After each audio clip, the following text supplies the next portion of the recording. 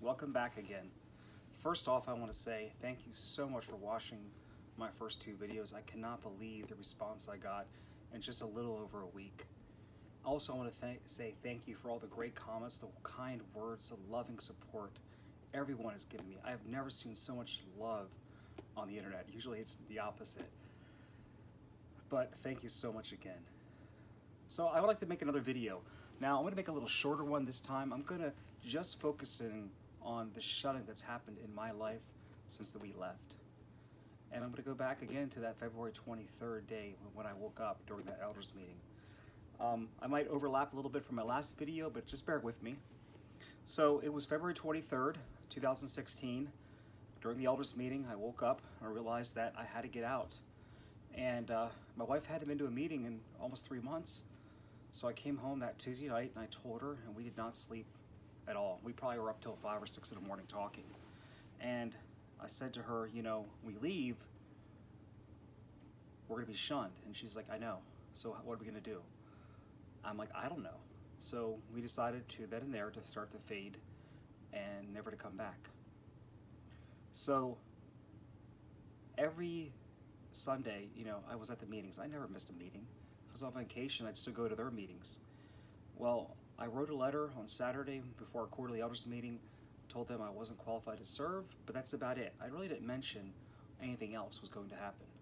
So the next day, Sunday, my wife said, let's go to Annapolis for the day with the kids. Let's just go away, have a fun day. So we went to Annapolis, Maryland for the day, and we're trying to plan it out because I am lost. I have no idea what to do.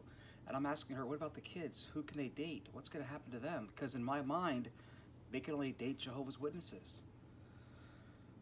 So we talked about it. Then she brought up about holidays. And I'm like, we're not celebrating holidays. And then she took me aside and said, we are. And you can't boss me around. And it dawned on me that even though I was never a vindictive or mean or domineering husband, she was 100% correct that I did not have the right to boss her around or tell her what to live her life. So we decided that, you know, we're never to go back again. She told me what her goals were. She says, I want to go to college. I want to get a degree. I said, okay, we'll do that. But she had a plan. I was totally lost. Now, at the time, I was living in York County, Pennsylvania, which is on the Maryland border. My parents were an hour and a half north of us. My sister was at Wallkill. My brother lived in Indiana. Her parents had moved to Arizona, and her brother lived past Scranton. So I had aunts and uncles and I had cousins that were in our neighboring congregations, but we didn't have any immediate family within an hour and a half. So we just didn't go to meetings. And, you know, we didn't tell my family. So a month later happened, and the memorial came up. And I got the text messages, the calls from the local congregation, but we ignored them. You know, we're not going to do anything about it. So my sister and my mom texted me after the memorial, and they're like, how many was at the meeting? Who gave your talk? Well, I knew who gave the talk, so I could text back, you know, this brother. And when I said, I didn't get the count, oh, you know, I just missed it. Or there's never a bad meeting, never a bad one. So I wasn't lying, but I wasn't telling the truth.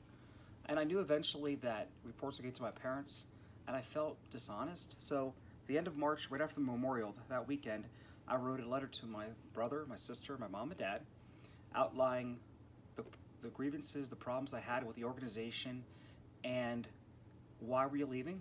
And I still wanted to have them in my life. I did not want them to shun them. I was not mad at them, but I'm just laying it out there. Now, in between here, I had turned 39. I turned 39 March 2nd, so about a week after I woke up. But of course, I couldn't celebrate my birthday. I wasn't ready for that. Then my wife, during that Annapolis meeting, that Annapolis trip, she decided that she had family who were not Jehovah's Witnesses, because only her parents came in the late 70s. Her aunts and uncles and her cousins were not Jehovah's Witnesses. So she had a group of friends. And she's like, look, I want to get to know my cousins. My wife's a year older than I am, so she was about 40 at this time. And she's like, I want to know my cousins. I want to know my aunts and uncles. And I said, I'm not going to have any problem with you doing that. So she says, Easter's coming up, and we're going to my family's house for Easter. And I said, okay. I said, we'll do that, but I said, I don't want to participate. I'll go, I didn't want to paint any Easter eggs or anything else like that. Because in my mind, I still thought like lightning bolts were going to happen to me. So we progressed. And then I wrote the letter, and I heard no response. Nothing from my sister, nothing from my brother, nothing from my dad.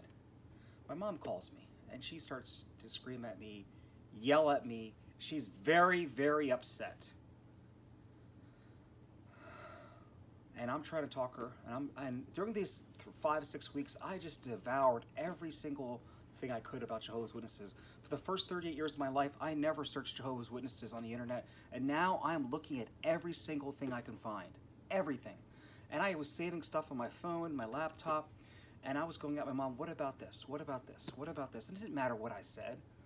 I brought up about, Rutherford and saying that women would become men or black people are cursed and they would become white and all the crazy things that Rutherford said, and she didn't care. Brought up in 1975, and she's like, no, dare you, I was alive in 1975. These things didn't happen, which she lied. So she cut me off. The sad thing is about my dad. Now remember, my dad had been an elder since 1972. Nobody in the organization has been an elder longer than my dad, because when the elder arrangement came in, he was appointed an elder. He never even called. He never even texted. He never stopped at my house. It was only a little over an hour drive, hour and a half. Not one time did my dad ever make an effort to check on his son. So what makes me sad about that is how many times did you and I go to knotted homes over and over again? How many times did we place a set of magazines? We might have went back 10, 15, 20 times to that house and they never answered, but we still kept trying because we thought we were going to save their lives. So why wouldn't my dad make an effort? Never even made a chance. My coordinator texted me a few times, never called me. The one elder I think was assigned with a body to check on us. He knocked at our door a couple times. And remember, now we lived a half mile from a Kingdom Hall, but we weren't going there anymore. We had been asked to go to help another congregation. So every day, if you were out in service, if you were there for whatever meetings, you had to go by our house, really to go to the Kingdom Hall. So witnesses would always do drive-bys, always slow down, look at us.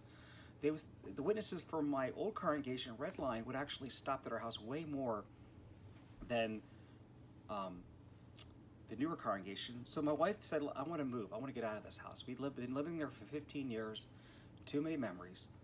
And she had gotten a job. She's working full-time for the first time in our marriage life after almost 20 years of being married. She's working full-time, but she was driving about over an hour past Harrisburg. So we found a place to lease, a condo to lease, halfway between my work and her work. It would be still in the same county, but it would be 45 minutes north, a new area. And the beautiful thing about the reason why we picked this area is because the Lewisburg congregation had just been dissolved. There was no congregation in the area. So we knew that people would probably not work in this area because they would have to come from other territories. So April of 2016, we put our house on the market, and we just leased a condo, and we moved out of our house, got away. I think because of that, the elders never came to disfellowship us. They never tried to disfellowship us. They never really called us for a meeting. They just gave up on us. They were just, I guess, too lazy, too old to really care. So then after that, we just started living our life. So my parents, of course, started shutting us. My aunts and uncles, cousins never contacted me. Not even once did they even try to contact me. None of them contacted me. All my friends growing up, every single one. I lost all my friends. So at first my brother response was very angry at me. He called me up and he yelled at me. He said, I ruined the family. I'm hurting the family. Don't you care about mom and dad? And then he went radio silent. Didn't hear one word from him. My dad had 5 younger brothers and sisters. All of them were married. All of them were witnesses. All of them shunned me. All 13 of my cousins who were Jehovah's Witnesses shunned me. Every family friend I had growing up, every close friend, completely cut me off. So it came as a shock that I was at Home Depot in April of 2016, and my brother texted me after not talking to me for about a month. And he says, "Can I call you?" And I'm like, "Sure, go ahead, call me." And he said, "You were right. Everything you said in that letter was right." And I'm like, "What do you mean?" He said, "Well, I never researched Jehovah's Witnesses until you sent me that letter. And then I looked those things up the first time, and everything is 100% correct. I'm done also." And that just warmed my heart. Here now my brother is out. So, again, because my brother had been shunned for 5 years, he was disfellowshipped. I had shunned him. I only saw him one time in those 5 years, and that was at a wedding. And I gave him a hug, and I told him I loved him, and I told him, "Please come back." I towed the company line.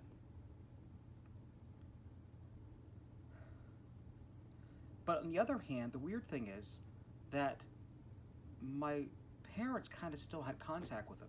Not a lot, because my dad was an elder, but they once in a while would call him or write him a letter or drive to Philadelphia to visit his elders and stop and see him. So in my parents' minds, they were justifying it. They were trying to help him.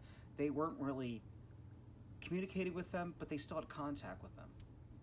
The reason why I bring this up is that after that last phone call with my mother, I lost all contact with them. They never reached out. They never tried. They never wrote a letter. They acted like I was dead. Now, why do I say that? Because June of 2016, my parents were going to have a family reunion at their house. My aunt and uncle were in as missionaries from Africa, and everybody was going to be there. So my brother, even though he was out, he didn't tell my parents. And him and his wife came in from Indiana. And at that family meetup, my aunt and uncle and my sister both said, "We have to close ranks. We have to stay together. We have to act like they're dead." Yes, they actually had a mock funeral for us at that family get-together. Eventually, my brother did tell our parents, and again, of course, he was shunned too. It got so bad with my mom that I had got her an iPhone. I bought iPads for both my mom and my dad. I showed them how to use them. I downloaded the Watchtower library on them, and they just loved them. So after I got presents for my parents, then I bought my mom an iPhone, and I, showed her how to use it. Well, she mailed it back to me. She wanted me to be on the same cell phone plan as me, which is fine. I sold it on eBay. So let's talk about my wife's family. Now, her brother was also disfellowshipped for about a year, and her dad was not in Arizona at this time. He was still living in Pennsylvania. But her dad did not cut any association out with her family, with his son. Her dad, my wife's dad, still talked to his son all the time. They lived in the same lake, just a few blocks away from each other. So why do I bring this up, though? Because Jehovah's Witnesses are very strange when it comes to shunning. Everybody acts like differently. Everybody does it a little differently. But I've noticed it more and more that people who get disfellowship for sins but are still believers, they allow to have contact with. But once that person mentions they're no longer believers, immediately cut off. And I even gave my father-in-law a hard time about contacting his son. He just ripped me and yelled at me and told me I had no place. I was 100% in the wrong. I said, "Okay, I am sorry, Brad." But yet, did Brad or Debbie, my in-laws, did they have any contact with us? No. Well, the first time I told my wife to write a letter, she wrote a letter to her dad. Her dad thought it was some kind of joke or something, and then he found out it was true. He called me up and started screaming at me. Her mom never contacted me, never even bothered to attempt to contact me. Her dad was furious at me, and I'm trying to defend myself. I said, "Look, Brad, your daughter started this. I never would have left Jehovah's Witnesses if it wasn't for your wife." You know what he said to me? He said, "That is your fault. You were the head of the household. You were supposed to keep her in line. It's your fault that she looked in those apostate websites." Yes, he blamed everything on me. He is so chauvinist that in his mind, a man could not have a single thought. A woman could not have any thought in her head. It has to be directed by a man, excuse me. And I said, "Look, she's an adult. She's smarter than I am. She figured it out before I did." And he did not like that at all. So the next year they came to visit us they came to visit their family in Pennsylvania, And he's like, I want to meet the kids, and I want to meet with my wife, but I don't want Martin. I don't want myself in there. So my wife, she laid it down. She's like, you can associate with us, but you cannot pick and choose, either all four of us or none of us. And my in-laws picked none of us, and they'll have no contact with us because of that. Now, it's not as big as a deal. They are in Arizona, but we've been out there 3 times. We've had great times visiting them. They want nothing to do with us. Now, how else has shunning affected me in the last 2.5+ years? Well, I was at Starbucks when one of my friends, who I've known for a long time, really close friend with, his daughter works at Starbucks, and I've known her since she was little. So I walked in, and I said, hey, how are you doing? She saw me and ran to the back. She would not even serve me at a Starbucks. Yes, that's how crazy shunning is among Jehovah's Witnesses. Interestingly, though, that my mom's 2 brothers left the Watchtower back in the 60s. So she was the youngest of 3 kids. And her 2 brothers left in 68 and 69. Now, I had no contact with her 2 uncles, my 2 uncles, her brothers, my whole life. In 1982, I was at my grandma's house, and my one uncle stopped in to say hi to his mom, and I saw him. Only time in my entire life did I ever see him. My other uncle did get reinstated in the early 80s, and I had a little bit of association with him, but then in 1983 or 4, he was disfellowshipped, never came back for the second time. And then in 1989, my grandma was getting heart surgery, and he came to visit the hospital, and I saw him in 1889. So since almost 30 years, no contact with my mom's 2 brothers. When I was like 12 or 13, I was helping my grandmother, and she's like, you should write a letter to your uncles, just say who you are. Because again, in her mind, even though she was a good Jehovah's Witness, my grandmother never shunned her kids, her 2 sons. So I wrote a letter to my uncles, just on the computer. I printed it out. My mom saw it. She ripped it up into a million pieces and threw it in my face and said, don't you ever. Now, why do I bring this up? Well, because since I've left, I've gotten in contact with those uncles. I've met them many times. I learned I have a cousin I never knew about. Well, I'll talk more about him in another video. But I found out that my mom has been emailing both of my uncles off and on for 20 years. So she's been emailing them. And it's very strange. So in her mind, it's okay to email her 2 brothers who left 50 years ago, and one came back and got disfellowship 35 years ago, but it's not okay to talk to her own son who has done nothing wrong besides not want to be part of a book publishing corporation. So that's another thing that's affected me since then, that again, Jehovah's Witnesses do not make sense. And I can remember being out in service as a teenager and talking to another elder and a circuit overseer and being yelled at by this one point. I said, because I saw it in action, I could not understand it. I have 2 friends. I had friends. And both of them, it's just a coincidence. They're both Jehovah's Witnesses, and their names are Leah and Seth, and they're both Leah and Seth, but they're not related or anything. Well, in both cases, the one Seth was disfellowshipped, and his parents had no contact with him for immorality. Leah, his sister, stayed faithful. Another Seth never got baptized, never became a witness. He had sex as a teenager. Now, he married that woman, they have kids, and he has a great job, great family, and guess what? His dad, elder, his sister, pioneer, have all the communication, all the family. And I even brought that up to a circuit overseer as a teenager, before I was even a servant. And I'm like, this does not make any sense. How come you could have 2 people both do the same exact thing, and one that you could have complete contact with, the other one you act like they're dead? Why is that? The circuit overseer did not like that question at all. He did not answer it. He acted like a politician, totally ignored me. So that has really affected our lives. Because in my mind, I have not done anything wrong besides grow facial hair.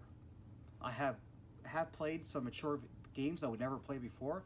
I've watched R-rated movies I've never watched before, but I've done nothing crazy since I left. I don't go out and do drugs. I don't go out drink. I don't go out and I don't go out and cheat on my wife.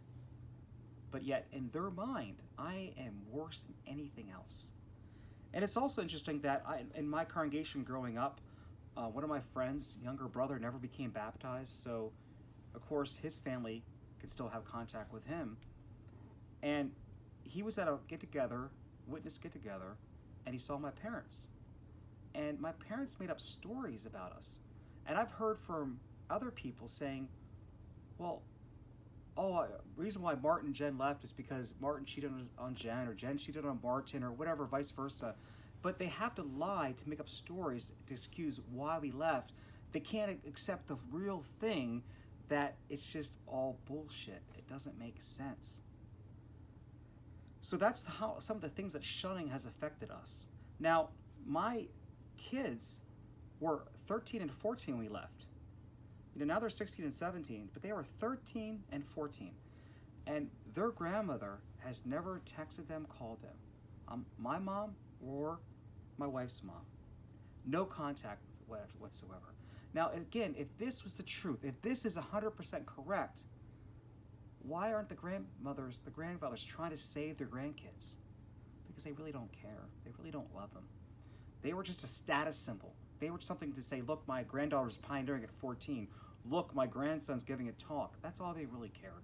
They didn't really love them. It was conditional love.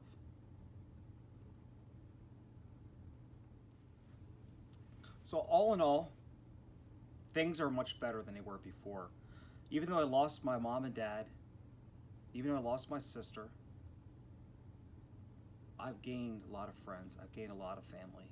And life is not that bad. Yes, when Watchtower likes to pretend that shunning really isn't that bad or really not that severe, just look at my case. Look at the case of thousands of other people, millions of people who are being punished by this evil corporation. I would love to help as many people as possible. But remember, there are millions of people in this organization who are too scared to lose their mom or their dad or their sister. It's tough. And that's the difference between a cult and a religion. A religion you can leave, no consequences. A cult, they have too many strings attached. Luckily, I never worked for a witness. I didn't lose my job, didn't lose my place where I lived, but I've lost a lot of other things. But again, I would do it in a heartbeat. I am so much happier now than ever before.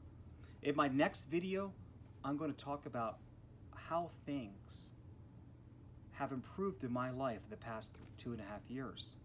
And if you keep liking these videos, I'll try to keep making more. I'm not a great speaker, I'm not eloquent in my talking, but I like to breach more things.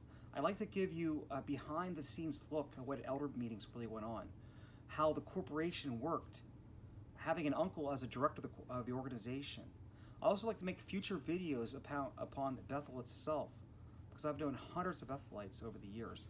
I've been in Brooklyn, Wallkill, all these facilities multiple times. So I have a little bit of ins. My dad served there, 2 of my uncles were there, my aunt was there, my sister was there for 20 years, lots of my friends. So again, thank you for watching, and I have listened to your comments and seen them, and I'm going to try to talk louder. I need to buy a microphone so you can hear me better. And again, thank you for watching, and again, stay positive, enjoy life now.